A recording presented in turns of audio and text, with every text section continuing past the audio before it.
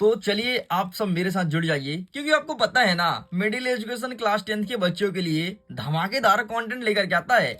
देख यार, मैं तेरे को बता देता हूँ, अर्धवार्षिक परीक्षा ना तेरे दो सेटों में आएगा। ठीक है, एक रहेगा सेट नंबर ए और दूसरा रहेगा तेरा सेट नंबर बी। तेरे को पता है दोनों सेट में ना डिफरेंट टाइप ऑफ क्वेश्चंस रहेंगे, मतलब दोनों सेट में अलग अलग प्रश्न देखने को मिलेगा। एंड मिडिल एजुकेशन तेरे लिए क्या कर रहा है, देख, मैं सामाजिक विज्ञान को बहुत अच्छे से पढ़ाया हूँ, डेली लाइव क्लासेस लेता था। तेरे सोशल साइंस को मैंने अच्छे से कवर किया है। अब भाई यार, तू नहीं पढ़ा तो इसमें तेरी गलती है ना, लेकिन ठीक है, टेंशन क्यों ले रहा है। नहीं पढ़ाई किया ना, कुछ भी नहीं पढ़ाना, बस तू मिडिल एजुकेशन के मात्र 2 वीडियो को देख लेना। अगर तू 2 वीडियो को देख लिया, डेफिनेटली एग्जाम में अच्छे नंबर आएंगे। और सुन भाई, इसके पहले भी बहुत सारे बच्चों के अच्छे नंबर आए हैं, तेरे को यकीन नहीं होगा, मुझे पता है। एक काम करना, तू इंस्टाग्राम पर जा और वहां पर बच्चों के कमेंट्स पढ़ जो पिछले साल टॉप किए हैं, आज भी क्लास 11th में जो हैं याद करते हैं, बोले मिडिल एजुकेशन मिली वीडियो ला दो ना। एंड तू कमेंट जाकर इंस्टाग्राम में पढ़ सकता है, तुझे आइडियाज लग जाएंगे कि मिडिल एजुकेशन के कंटेंट में कितना दम होता है। देख यार, मैं कहता हूं नहीं हूं, सच में दम होता है। तू एक बार भरोसा करके जा, इन सारे क्वेश्चंस को अच्छे से याद करके जा, डेफिनेटली टॉप करेगा। अब देख, यहां पर मैं अर्धवार्षिक परीक्षा वर्ष 2024-25 के लिए लाया हूं, कक्षा 10वीं के सामाजिक विज्ञान के है। और ये तेरा दूसरा पेपर है, पहला पेपर हिंदी का है जो मैं सब कुछ कवर कर दिया हूं। तो चल फटाफट बिना टाइम वेस्ट किए ये भी कवर कर लेते हैं। समय तेरे को 3 घंटे दिए जाएंगे एंड टोटल 75 मार्क्स, मतलब 75 नंबर का तुम सबका पेपर रहना है। एंड यहाँ पर इंस्ट्रक्शन मौजूद है, जैसे सभी प्रश्न को हल करना अनिवार्य है। 1 से 5 तक तुमको वस्तुनिष्ठ प्रश्न देखने को मिलेगा, जो कि प्रत्येक प्रश्न के लिए 1 अंक निर्धारित किया गया है। 6 से 23 तक जितने क्वेश्चंस रहेंगे सभी में अतिरिक्त विकल्प रहेगा। तेरे को ना मानचित्र भी दिया जाएगा, इस बार मानचित्र भी भरना है, और उनके लिए भी मैंने बहुत अच्छे से वीडियोस बनाए हैं। तू प्लेलिस्ट में जा और सारे वीडियो को अभी भी 2x की स्पीड में देख सकता है। देखो, 6 से 17 तक जितने क्वेश्चंस रहेंगे सभी 2 अंक रहेंगे। 18 से लेकर के 20 तक जितने क्वेश्चन रहेंगे सभी 3 अंकिया रहने वाले हैं। इस प्रकार से इंस्ट्रक्शन है, ये सब हम साइड करते हैं और आगे फटाफट बढ़ते हैं और सारे क्वेश्चंस को अच्छे से समझने का प्रयास करते हैं। अब देखो, यहां पर लिखा है सही विकल्प चुन करके लिखो, मतलब प्रश्न क्रमांक 1। हमारा पहला नंबर कहता है कि फर्स्ट वर्ल्ड वॉर, मतलब प्रथम विश्व युद्ध कब प्रारंभ हुआ था। देखो यार, अगर मैं फर्स्ट वर्ल्ड वॉर की बात करूं तो ये 1914 से हुआ था। टाइम पीरियड ध्यान रखना, 1914 से लेकर के 1918 तक पहला विश्व युद्ध हुआ था। और दूसरे की मैं बात करूं तो 1939 से लेकर के 1944 तक चला था। ये रहा दोनों वर्ल्ड वॉर की डेट, ये पहला था, ये दूसरा था। डेट याद रखना, डेट ही तेरे एग्जाम में आएगा। और ये प्रश्न 2020, 21, 22 फिर 24 में पूछा है, 23 बस में नहीं पूछा है, तो डेफिनेटली 25 में आने के चांसेस हैं। हमारा दूसरा नंबर कहता है जलियांवाला बाग हत्याकांड कब हुआ था। अब जलियांवाला बाग हत्याकांड की घटना कुछ ऐसी थी कि अंग्रेज अधिकारी ने आक्रोश में आकर के हमारे हिंदुस्तानियों पर गोली बरसाई थी, और ये जिस मैदान पे हुआ था उसका नाम था जलियांवाला। और जब ये हत्याकांड हुआ तो जलियांवाला बाग हत्याकांड नाम जुड़ गया, और 13 अप्रैल 1919 को हुआ था। तेरे को पता है 2000 से ज्यादा लोग मारे गए थे भाई, और तेरे को पता है 5000 से ज्यादा लोग घायल हुए थे। बहुत बड़ा कांड था यार, पूरा हिंदुस्तान का दिल एकदम दहल उठा था। तीसरा नंबर कहता है कि भारत छोड़ो आंदोलन कब शुरू हुआ। भारत छोड़ो मतलब हम अंग्रेज कह रहे थे यार अंग्रेज तुम यहाँ से चले जा भाई, अब बहुत हो गया, अंग्रेज तुम भारत छोड़ो, ठीक है। और ये आंदोलन की शुरुआत हमने करवाया था अगस्त 1942 में, मतलब मैंने नहीं करवाया था, उस टाइम पे तो मैं पैदा भी नहीं लिया था, लेकिन 1942 की ये घटना है। हमारे महात्मा गांधी का बड़ा योगदान था, इस चीज को ध्यान रखिएगा। आगे हमारा चौथा नंबर कहता है कि भारत में 2011 की जनगणना के अनुसार लिंगानुपात कितना है। भाई लिंगानुपात की बात कर रहा है, लिंगानुपात मतलब होता है 1000 पुरुषों में से कितनी महिलाएं हैं, इसे कहते हैं लिंगानुपात। एंड ये बात कर रहा है 2011 की। अगर इस टाइम की मैं बात करूं तो 1943 देखने को मिलता था, मतलब अगर हमारे हिंदुस्तान में 1000 पुरुष हैं तो उनमें से 943 महिला हैं, मतलब महिलाओं की संख्या कम है, ठीक है। इसीलिए कहते हैं महिलाओं का सम्मान करो, है ना, गलत नजर से मत देखो। आगे देखते हैं, हमारा 5वां नंबर कहता है भारत में बैंक जमा का कितने प्रतिशत भाग नगद के रूप में अपने पास रखता है। मतलब जैसे तुम कुछ चीज जमा कर रहे हो तो बैंक कितना परसेंटेज अपने पास नगद में रखेगा, बाकी इन्वेस्ट कर देगा, वो है 15%। तू जितना रखेगा देगा बैंक को पैसा, तेरा 15% ही बैंक रखेगी। आगे बढ़ते हैं, 6वां नंबर कहता है कि कौन सा क्षेत्रक सबसे अधिक रोजगार देता है। देख यार, प्राथमिक में कृषि आता है, द्वितीयक में उद्योग आता है, तीसरे में सेवा आता है, या फिर इनमें से कोई नहीं। तो इनमें से ना वैसे तो सभी रोजगार देते हैं, लेकिन सबसे अधिक देता है कृषि। तेरे को पता है 51% कृषि का योगदान है, बाकी फिर जो बचा 49% उसमें तेरे द्वितीयक और तृतीयक क्षेत्र का योगदान है। भाई बहुत, अरे तेरे को पता है यार हमारा हिंदुस्तान कृषि प्रधान देश है, यहाँ खेती सब लोग करते हैं और ज्यादातर यहाँ किसान है। भाई जिसको तू वीडियो देख रहा है ना, मैं भी किसान हूँ, ठीक है, मेरे यहाँ भी अच्छी खासी खेती होती है, हम लोग भी खेती करते हैं और खेती करके ही जीवन यापन करते हैं। चलो आगे बढ़ते हैं। नेक्स्ट कहता है प्रश्न क्रमांक 2, रिक्त स्थान की पूर्ति कीजिए। पहला नंबर कहता है विनिर्माण उद्योग समानता की डैश डैश डैश रीढ़ समझी जाती हैं, तो ये आर्थिक विकास के, समानता के आर्थिक विकास की रीढ़ समझी जाती है, तो यहाँ पे लिखोगे आर्थिक विकास, दैट्स इट, ये लिख के कंप्लीट कर देना। आगे देखते हैं दूसरा नंबर कहता है कि भारत में सड़क का जाल लगभग कितने किलोमीटर है। तेरे को पता है 56 लाख किलोमीटर सड़क बिछा है हमारे हिंदुस्तान में, और इसी में तुम गाड़ी दौड़ाते हो। अरे भाई तुम्हारे घर के सामने जो रोड निकली है ना, उसको भी काउंट किया गया है। इस प्रकार से पूरे हिंदुस्तान में 56 लाख किलोमीटर सड़क है। बाप रे, बहुत बड़ा डेटा है यार अपने आप में। चलो आगे बढ़ते हैं। नेक्स्ट कह रहा है हमारा तीसरा नंबर, मुद्रा के रूप में कागज के नोट और को क्या शामिल किया गया है, तो कागज की नोट चलता है और वर्तमान में हमारे हिंदुस्तान में सिक्के का प्रचलन है। तेरे को पता है 1 रुपए 2 रुपए के सिक्के बंद नहीं हुए हैं, लेकिन यहाँ पर लोग ले नहीं रहे हैं। वो कहते हैं सिक्के बंद हो गए हैं, बंद नहीं हुए हैं। अगर तुम कंप्लेन करोगे ना तो इनके खिलाफ भाई बड़ा एक्शन लिया जाएगा, क्योंकि कोई मुद्रा बंद नहीं हुई है, बस हाँ इनकी वैल्यूएशन कम हो गई है, इसलिए लोग बाग इसे अवॉइड करते हैं लेने से।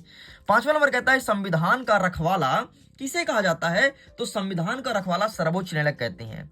ठीक है, सर्वोच्च न्यायालय। अच्छा सर्वोच्च न्यायालय कहाँ है तेरे को पता है क्या? अगर पता है तो कमेंट सेक्शन में लिखना जरूर। अगर तू सही आंसर देगा ना तो मिडिल एजुकेशन तेरे को अपना हार्ट निकाल के देगा। अरे वैसा हार्ट नहीं रही, कमेंट में हार्ट। अच्छा सुनो, अगर तुमको मिडिल एजुकेशन के वीडियोस बहुत अच्छे से समझ आ रही हो, पसंद आ रहा हो, तो तुम लाइक कर सकते हो यार, दिल से करना, और अपने मित्रों के साथ शेयर भी करना। इसके बाद चैनल को सब्सक्राइब करके एक घंटी होगा ना, उसे जरूर दबा लेना।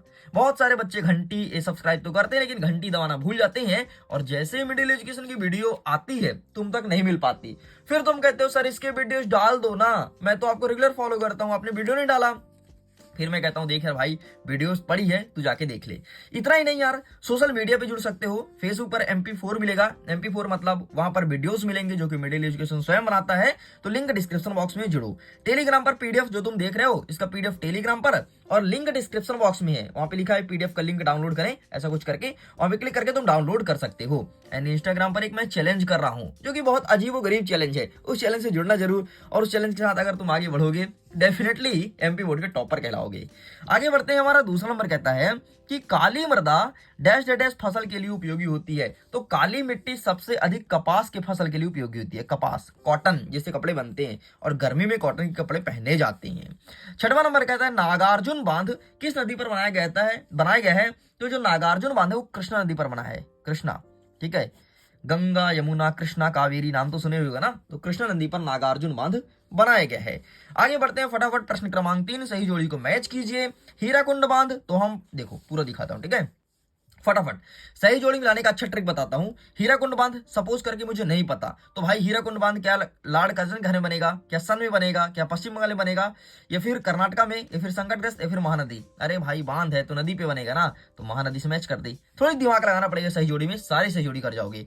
अब काला हिरण भाई संकटग्रस्त है, मतलब उसकी संख्या लगातार कम हो रही है, तो इससे इसको मैच कर देना है। बंगाल का विभाजन 1871 में हुआ था, ठीक है। इटली का एकीकरण, ये गलत हो गया। बंगाल का विभाजन 1800 नहीं हुआ भाई, 1947 के बाद हुआ है, ठीक है। तो बंगाल का विभाजन में आप लगाओगे लॉर्ड कर्जन, मतलब उस टाइम पे लॉर्ड कर्जन था, उसने ही बंगाल का विभाजन कराया था। इटली का एकीकरण 1871, ठीक है। जूट उत्पादन का राज्य, जूट सबसे अधिक कहां होता है, तो पश्चिम बंगाल में होता है, कर्नाटका में कॉफी होता है। देख, का से कर्नाटका, का से कॉफी, ऐसे ध्यान रखिए। आगे बढ़ते हैं। नेक्स्ट कह रहा है प्रश्न क्रमांक 4, एक वाक्य में उत्तर दीजिए। पहला नंबर कहता है कि प्राथमिक क्षेत्र की 2 गतिविधि का नाम लिखो। गतिविधि मतलब प्राथमिक क्षेत्र में क्या क्या आता है, तो सबसे पहले कृषि तो आती है प्राथमिक क्षेत्र में, भाई तेरे को पता है। कृषि के बाद ना खनन भी आता है, अगर कोई चीज की खुदाई हो रही है वो भी प्राथमिक क्षेत्र में आएगा। बस 2 ही लिखना था ना, 2 हमारा कंप्लीट हो गया। नेक्स्ट हमारा कह रहा है प्रश्न क्रमांक 2, भारत में सबसे अधिक शिशु मृत्यु दर वाला राज्य का नाम बताओ। जहां पर शिशु मृत्यु दर मतलब बच्चे सबसे अधिक मर रहे हैं, तो भाई वो 13 ही राज्य है, मध्य प्रदेश, और यहीं पर सबसे अधिक बच्चों की डेथ हो रही है, छोटे में ही जन्म लेते ही डेथ होती है, ठीक है।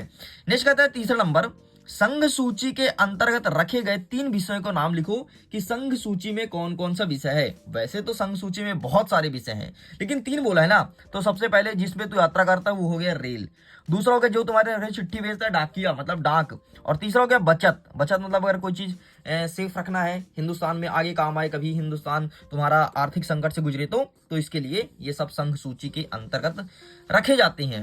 चौथा नंबर कहता है कि चंद्रशेखर आजाद की मृत्यु कब और कहां हुई थी। तो चंद्रशेखर साहब की मृत्यु 1931 में हुई थी। कहां हुई थी भाई साहब? तो इलाहाबाद में हुई थी, है ना। आजकल लोग बाग इलाहाबाद या इलाहाबाद कहते हैं, थोड़ी आजकल का जो मॉडर्न जमाना आ गया है ना, कुछ कुछ बोलते रहते हैं, इलाहाबाद को इलाहाबाद बोलेंगे, ये डिजाइन है भाई। पांचवा नंबर कहता है बंगाल का विभाजन कब एवं किसके शासनकाल में हुआ था। यहां पर था भाई बंगाल का विभाजन लॉर्ड कर्जन। तो बंगाल का विभाजन हुआ था 1905 में, और करने वाला व्यक्ति कौन था? Lord Curzon. यहां पर लिखा है, तू देख लेना। छठवां नंबर कहता है कि सुंदरवन राष्ट्रीय उद्यान किस राज्य में स्थित है। बच्चे को पता है, वेस्ट बंगाल मतलब पश्चिम बंगाल में है सुंदरवन डेल्टा, और पता है तेरे को यहीं पर गंगा नदी समुद्र में गिरती है, यही है वो राष्ट्रीय उद्यान। चल भाई ये भी कंप्लीट होता है। आगे बढ़ते हैं, नेक्स्ट कह रहा है प्रश्न क्रमांक 5, सत्य असत्य बनाइए, ठीक है, मतलब बताइए। पहला नंबर कहता है कि भारतीय कृषि 60% आबादी को आजीविका प्रदान करती। बिल्कुल सही है, मतलब 60% लोग ऐसे हैं जो इंडियन एग्रीकल्चर पे जीवित हैं। हमारा दूसरा नंबर कहता है कि महात्मा गांधी ने दांडी यात्रा साबरमती आश्रम से प्रारंभ की थी। बिल्कुल सही बात है, इन्होंने साबरमती से प्रारंभ की थी और दांडी नामक गांव तक गया था, इसलिए इस यात्रा का नाम दांडी यात्रा पड़ा है। समझ गए, ये है तुम्हारा सोशल साइंस। तीसरा नंबर कहता है असहयोग आंदोलन का प्रारंभ 1921 में हुआ था। नहीं रे, झूठ बोल रहा है, असहयोग आंदोलन 1921 में नहीं हुआ है। हमारा चौथा नंबर कहता है भारत में औपचारिक ऋण के प्रमुख स्रोत व्यावसायिक बैंक है। बिल्कुल सत्य है। मनरेगा 2005 से लागू हुआ, तो बिल्कुल सत्य है। मनरेगा के अंतर्गत 100 दिन का रोजगार दिया जाता है, और हमारे मध्य प्रदेश में वर्तमान में अगर कोई व्यक्ति एक दिन काम करता है उसे 244 रुपए दिया जाता है। ये है मनरेगा। छठवां नंबर कहता है मछली पालन प्राथमिक क्षेत्र की गतिविधि के अंतर्गत आता है। बिल्कुल सही है, चाहे मछली पालन हो, चाहे कुक्कुट पालन, भेड़ पालन, बकरी पालन, ये सब कुछ आपके प्राथमिक क्षेत्र के अंतर्गत आता है। एंड अब हमारी बारी है प्रश्न क्रमांक 6 से लेकर के 23 तक का उत्तर देखना। तो फटाफट इसके आंसर को हम देखेंगे अपने किताब की सहायता से, ठीक। तो प्रश्न क्रमांक 6 क्या कह रहा है कि उदारवाद से आप क्या समझते हैं। आखिरकार उदारवाद का मतलब क्या होता है, तो ये रहा है आपके सामने आंसर। उदारवाद शब्द लैटिन, यहाँ पे लातिन लिखा है, लातिन नहीं लैटिन, लैटिन भाषा के मूल लिवर पर आधारित है, जिसका अर्थ होता है आजाद। इसका मतलब आप कहीं भी जा सकते हैं, कहीं भी व्यापार कर सकते हैं, कुछ भी कर सकते हैं, यही उदारवाद कहलाता है। आगे बढ़ते हैं, इसके अथवा में कहता है कि नेहरू रिपोर्ट कब प्रस्तुत की गई थी, और इस रिपोर्ट की 2 विशेषता बताइए। तो आइए फटाफट इसके आंसर को देखते हैं कि कब आया था नेहरू रिपोर्ट। एक सेकंड, तो ये रहा है आपके सामने, एंड ये रहा इसका आंसर। ये लिखा है 10 अगस्त 1928 को लखनऊ के सर्वदलीय सम्मेलन में नेहरू रिपोर्ट प्रस्तुत की गई थी, और इसके अध्यक्ष कौन थे? मोतीलाल नेहरू साहब थे। साइड करते हैं, आगे बढ़ते हैं। दूसरा नंबर कहता है कि गांधी इरविन समझौता कब हुआ, इसकी कोई एक शर्तें बताइए। तो आइए फटाफट देख लेते हैं इसका आंसर। तो ये रहा है आपके सामने गांधी इरविन समझौता। ये हुआ था 5 मार्च 1931 को, और महात्मा गांधी लॉर्ड इरविन के बीच समझौता हुआ था, इसलिए इसे कहते हैं गांधी इरविन समझौता। आगे बढ़ते अथवा कहता है कि रेशम मार्ग क्यों महत्वपूर्ण था, मतलब ऐसा क्या कारण था जिसके कारण रेशम मार्ग बहुत ज्यादा इंपॉर्टेंट हो गया था। देखो ये रहा इसका आंसर।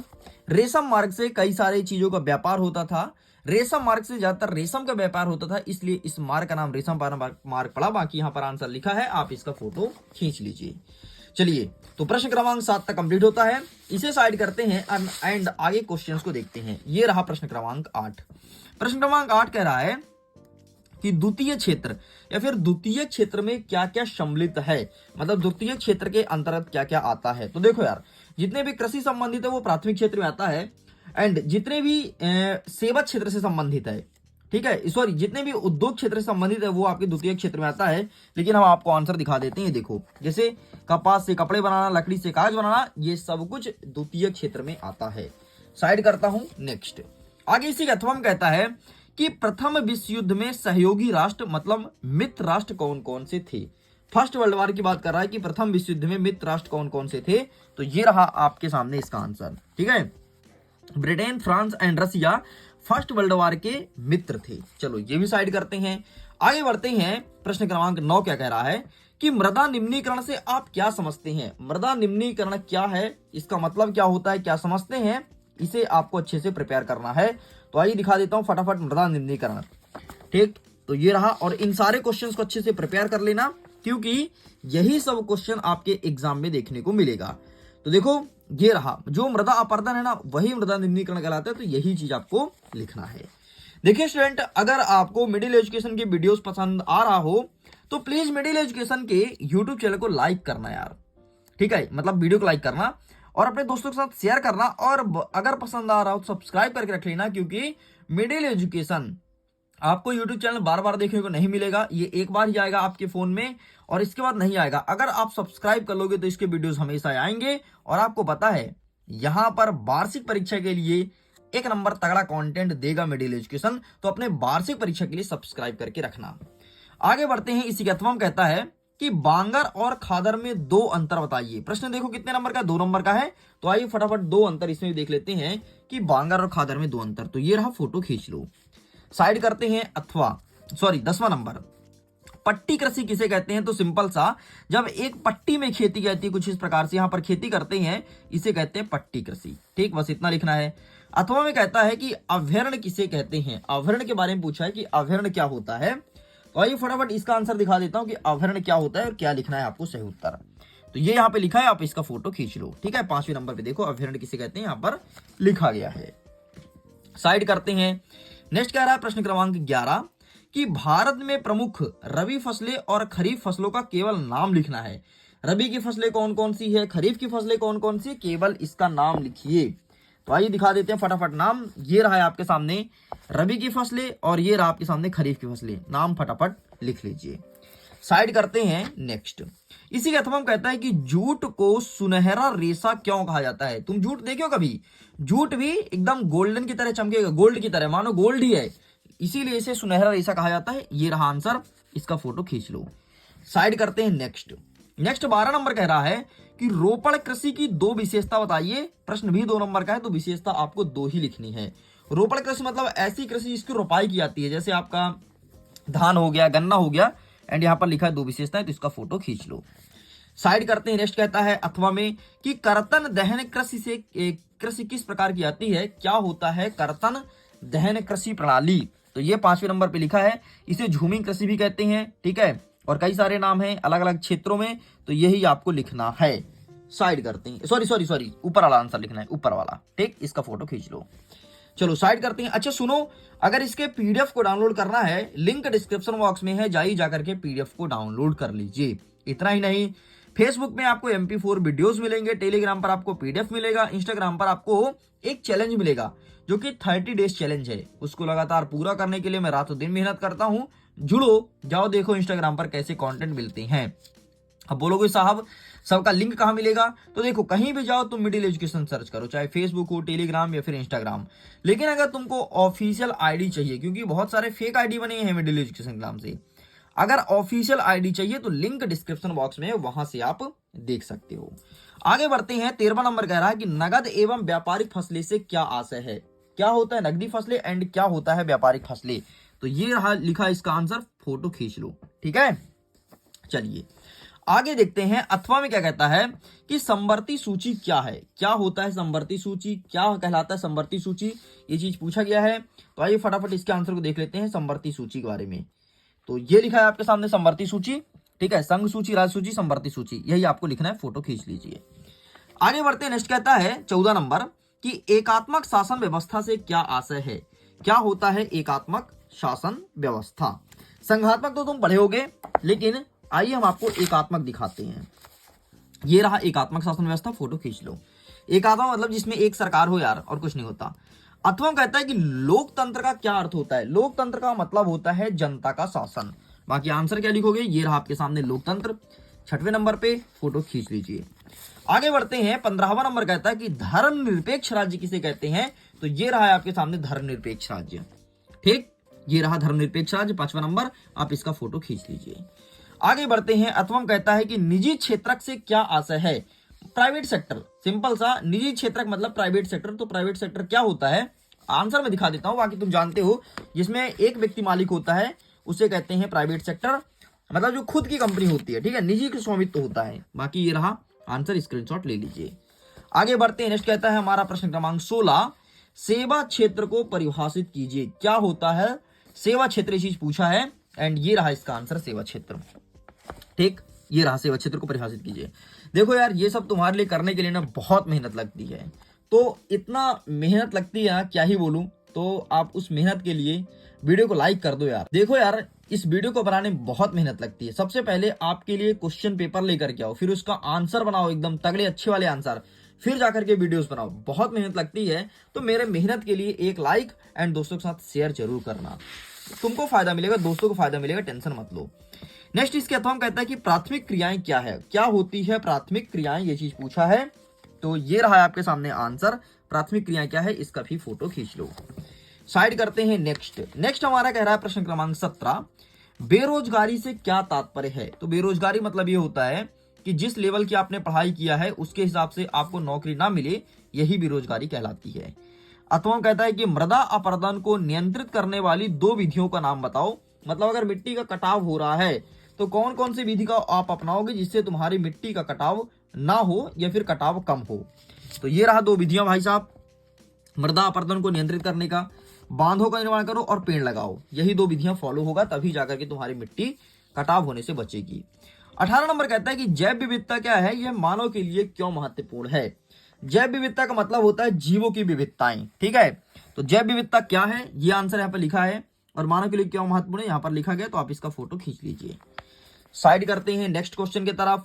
अथवा में कहता है कि ग्राम पंचायत के कार्यों का वर्णन कीजिए। मतलब अगर आप कोई गांव से बिलोंग करते हो तो गांव का क्या क्या कार्य होगा, ये चीज पूछा गया है। तो आइए फटाफट देख लेते हैं ग्राम पंचायत के कार्य, यहाँ पर लिखा है, इसका फोटो खींच लो। आगे बढ़ते हैं, नेक्स्ट कहता है प्रश्न क्रमांक 19, वनों का संरक्षण क्यों आवश्यक है। कोई 3 पॉइंट हमें बताना है कि वन क्यों जरूरी है। तो आइए फटाफट वनों का संरक्षण देखते हैं कि वनों के संरक्षण में क्या आंसर लिखेंगे। तो ये रहा वनों का संरक्षण, फोटो खींच लीजिए। आगे बढ़ते हैं, नेक्स्ट कहता है अथवा में कि संघात्मक सरकार के 3 लक्षण तथा विशेषता बताइए कि क्या होता है संघात्मक सरकार। तो संघात्मक सरकार मतलब जिसमें पूरी पावर संघ में हो, केंद्र में हो, वो कहलाता संघात्मक सरकार। यहां पर उत्तर लिखा है, फोटो खींच लो। चलिए, क्या बोला है, संघात्मक सरकार के 3 लक्षण ना, सॉरी ये रहा लक्षण और विशेषताएं, ठीक है। 3 यहाँ पर 5 लिखा है, लेकिन तुमको 3 चाहिए तो 3 का फोटो खींच लो। आगे बढ़ते हैं, नेक्स्ट कहता है प्रश्न क्रमांक 20, प्रच्छन्न बेरोजगारी से आप क्या समझते हैं। शहरी एवं ग्रामीण क्षेत्रों का उदाहरण देख करके व्याख्या कीजिए कि क्या होती है प्रच्छन्न बेरोजगारी। तो आइए फटाफट इसका भी आंसर दिखाते हैं।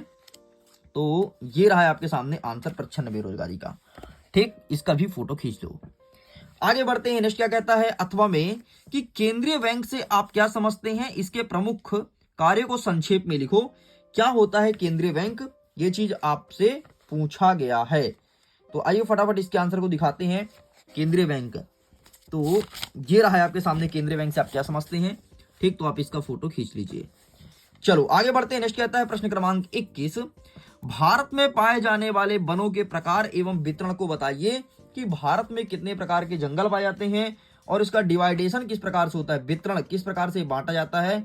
इसका आंसर जल्दी से देख लेते हैं। तो ये रहा आपके सामने भारत में वनों और उसका वितरण, ठीक। तो इसका फोटो खींच लो, ये रहा, ठीक है। नेक्स्ट एंड ये रहा नेक्स्ट। आगे बढ़ते हैं अंतिम प्रश्न की तरफ, जो कि अथवा कहता है कि सविनय अवज्ञा आंदोलन का वर्णन कीजिए। क्या होता है सविनय अवज्ञा आंदोलन। तो आइए फटाफट ये भी दिखाते हैं सविनय अवज्ञा आंदोलन आपको, और आप इसका फोटो खींच लो। ये रहा है आपके सामने, आप इसका फोटो क्लिक कर लीजिए। चलिए आगे बढ़ते हैं। 22वां नंबर कहता है असहयोग आंदोलन में समाज के विभिन्न वर्गों की हिस्सेदारी पर प्रकाश डालिए। मतलब असहयोग आंदोलन किन किन व्यक्तियों के लिए फायदेमंद था और किन किन व्यक्तियों के लिए नुकसान था, ये चीज पूछा गया है। ये रहा आंसर, इसका भी फोटो खींच लो। आगे बढ़ते हैं, रबी और खरीफ की फसलों में अंतर बताइए। क्या होता है रबी की फसलें, क्या होता है खरीफ की फसलें। तो ये अंतर पूछा है। तो देखो जहां पर मैं आपको दिखाऊं रबी और खरीफ की फसलों का नाम, उसी चैप्टर में अंतर दिया है, ठीक। तो आप ये अंतर लिख सकते हो आसानी से, सरल है, इसलिए मैं आपको नहीं दिखा रहा हूं, या फिर आप ऐसा कह सकते हो कि आपके लिए एक होमवर्क है। बाकी अगर देखना है तो मैं दिखा भी दूंगा, कोई बड़ी बात नहीं है। 1 सेकंड वेट करना, अगर यहाँ पर अंतर अवेलेबल है तो मैं तुमको रवि और खरीफ में अंतर दिखा देता हूँ। ये रहा, ठीक, फोटो खींच लो, तुरंत ढूंढ दिया अंतर, ले लो। ओके स्टूडेंट, इस प्रकार से प्रश्न क्रमांक 22 तक कंप्लीट कर दिया हूँ। ये रहा प्रश्न क्रमांक 23। प्रश्न क्रमांक 23 को मैंने बहुत अच्छे से पढ़ाया है, ऑलरेडी वीडियो बनाया है। जाइए मेरे प्लेलिस्ट में और मैप वाले सेक्शन के वीडियो को देख लो। ये क्या, मैप के कोई भी क्वेश्चन हो सब तुम कर पाओगे, आसान भाषा में समझाया हूं। तो वीडियो को एंड करता हूं। एग्जाम के लिए ऑल द बेस्ट। खुश रहिए, पढ़ते रहिए, मुस्कुराते रहिए। इस प्रकार से आप सबके लिए मैं कक्षा 10वीं के सोशल साइंस को कंप्लीट किया हूं। एंड वीडियो को लाइक करिएगा, शेयर करिएगा, सब्सक्राइब करिए, घंटी जरूर बजाना, क्योंकि लेटेस्ट वीडियो का नोटिफिकेशन सबसे पहले आप तक पहुंचे। Okay, bye bye.